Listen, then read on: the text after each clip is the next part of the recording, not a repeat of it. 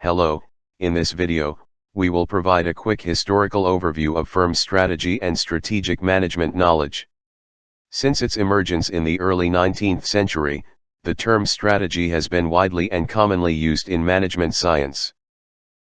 The development history of firm strategy is generally divided into two main periods, the first one from the 1960s to the early 1980s, and the second one from the late 1980s to the present. Firm strategy in the first period is heavily influenced by the ideology of the invisible hand of Adam Smith, and the visible hand of Alfred Chandler. The invisible hand is first mentioned in Adam Smith's work, The Wealth of Nations, published in 1776.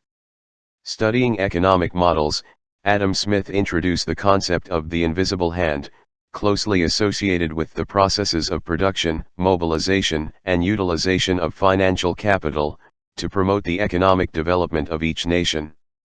The theory of the invisible hand is the first one addressing the market mechanisms and the functioning of the economy. According to Adam Smith, the government of each nation does not need to intervene in individuals and firms, instead, it should allow them the freedom to conduct business. He concluded that, the wealth of nations is not achieved by strict regulations of the state, but by the freedom of business. He encouraged that, the best government is the one that governs the least, a philosophy that dominated the world economy throughout the 19th century.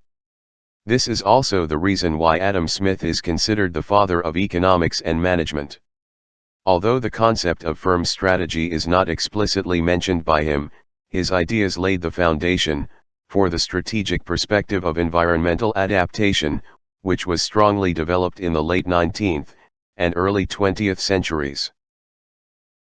In the late 19th century, in certain industries with a multidivisional structure or M form, the invisible hand of Adam Smith became less relevant, and was gradually replaced by the visible hand of Alfred Chandler.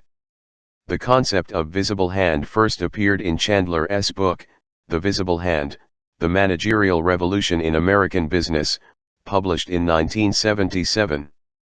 In which, the arguments were entirely contrary to previous theories, specifically the invisible hand one, modern business enterprise took the place of market mechanisms, in coordinating the activities of the economy and allocating its resources. In many sectors of the economy, the visible hand of management replaced what Adam Smith referred to as the invisible hand of market forces. Chandler argued that, the perfect competition model did not allow a clear understanding of the structure and operations of modern firms. Because it is a market structure model in which, both sellers and buyers lack the ability to significantly influence the market, both parties are well aware of transaction opportunities, understand the methods of determining the supply and demand of products, and in which, differentiated products do not exist. In other words, in the absence of competition, enterprises do not innovate, do not update technology, do not adopt the most efficient methods of production and operation, and they do not necessarily have to reduce prices. Therefore, before 1960s, the concept of strategy was primarily understood in association with warfare and political activities.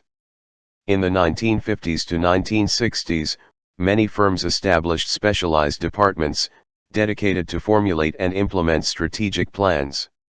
Studies on firm strategy emerged during this period, initially in the works of Ansoff and Chandler, building upon the researches of Peter Drucker, Philip Selznick, and Bruce Henderson. Among the researchers of this period, Peter Drucker is a multidisciplinary management theorist and author of famous management works. In his influential book, The Practice of Management, published in 1954, he posed strategic questions. The first responsibility of top management is to ask the question, what is our business, and to make sure it is carefully studied and correctly answered, and the ultimate answer consists of customer evaluation. Drucker emphasized 8 goals that a firm should focus on, including market standing, innovation, productivity, physical and financial resources, profitability, managerial performance and development, worker performance and attitude, and public responsibility. Peter Drucker's significant contribution lies in highlighting the importance of goals and management activities in the firm. The following is Philip Selznick, professor of sociology and law at the University of California, who laid the foundation for organizational theory, social law, and public administration management. At the same time, he was the first to mention the concept distinctive competence in his famous work, Leadership in Administration, published in 1957. In which, he specifically analyzed how the company Navy differentiated its services from other competitors. He also laid the foundation for the strategic perspective of adapting a firm's internal factors to the external environment, which Kenneth Andrews later developed into the SWOT model. In general, the strategic thinking during this period follows the SCP paradigm, initially proposed by Joe Bain. Accordingly, the firm performance, particularly demonstrated through their success in meeting and satisfying customer needs, relies on the behavior of both sellers and buyers, which in turn is influenced by market structure. In the SCP paradigm, a firm's competitive advantage is considered as the only long-term equilibrium situation that brings success to the firm. The two fundamental principles of firm strategy in this first period consist of ensuring sustainable development, as firm must adapt to the environment in which they operate, and for success, firm must obtain a competitive advantage and resolutely defends that advantage.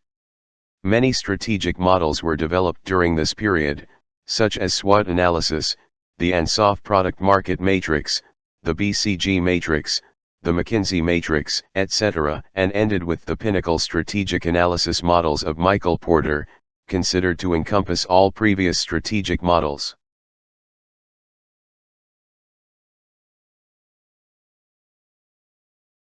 Birger Wernerfeld officially ushered in the second strategic period, with his groundbreaking research on a resource-based view of the firm in 1984. Developing previous studies by Penrose, Wernerfeld argued that the traditional concept of strategy is phrased in terms of the resource position of the firm, whereas most of our formal economic tools operate on the product market side. He depicted, resources and products are two sides of the same coin, and according to his resource-based view, a firm's market position is determined by its ownership of scarce resources. In the resource-based view, scholars refuse the assumption of the homogeneity of firms under the SCP paradigm. They support that the analysis of a firm's strategic capabilities must start from its internal resources. When a firm possesses sufficient resources that are aligned with its strategy, it can obtain and maintain a sustainable competitive advantage. The resource-based view focuses on the relationship between internal resources, and addresses the ability to link internal capabilities with external environmental factors, to create a competitive advantage for the firm. Scholars in the resource-based view emphasize the ability to maintain superior performance, based on owning scarce and non-imitable internal resources of the firm. This is due to several reasons, such as unique situations experienced by the firm that competitors cannot replicate, or the unclear, complex, and difficult to understand nature of the relationships between resources and the sustainable competitive advantage of the firm, or because of resources that are too complex, exceeding the capabilities and management boundaries of the firm, such as corporate culture. The resource-based view of Birger Wernerfeld has been continuously developed into the resource-based theory, with four main perspectives including resource-based view, knowledge-based view, dynamic capabilities and core competencies, and the relational view. The central idea during this period is that firms, based on their existing and self-developed resources, can develop strategies to control the current business environment in their favor, and or create their own business environment, a playground for themselves, by modifying the existing business rules. In the competitive approach of the modern business environment, Richard D. Aveney developed the hyper-competitive theory. In his book Hyper-Competition in 1995, he emphasizes that, in a hyper-competitive environment, firms compete not only to achieve temporary competitive advantages, but also to create and maintain highly unique and difficult to imitate competitive positions. Firms compete not only on price, but also through factors such as speed of reaction, innovation, risk management, and the ability to reshape the competitive environment. To do this, firms should focus on upgrading, restructuring, and creating new capabilities, products and services, to achieve sustainable competitive advantage in four areas: price and quality, timing and know-how, strongholds, and deep pockets.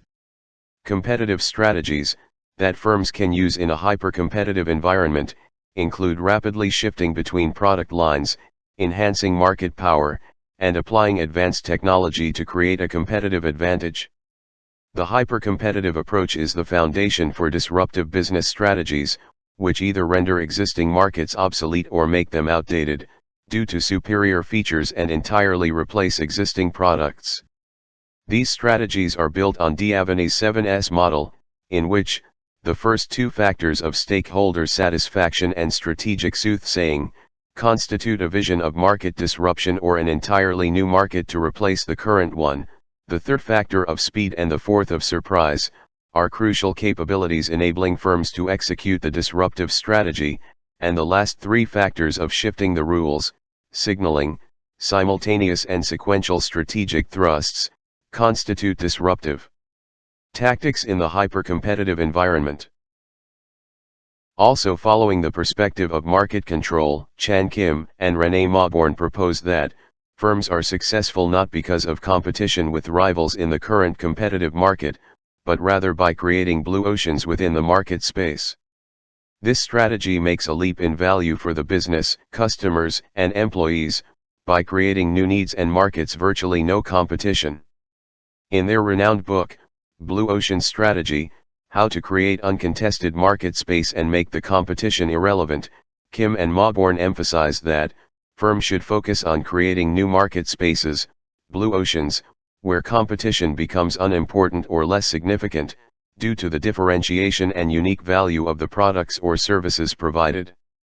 The blue ocean strategy requires firms to be innovative, carefully analyze the market, and be flexible enough to create unique value, avoiding direct competition with rivals, thus achieving rapid growth and high profits for the firm. We finish here this video. Thanks for your views and subscription to our channel. And see you in the next video.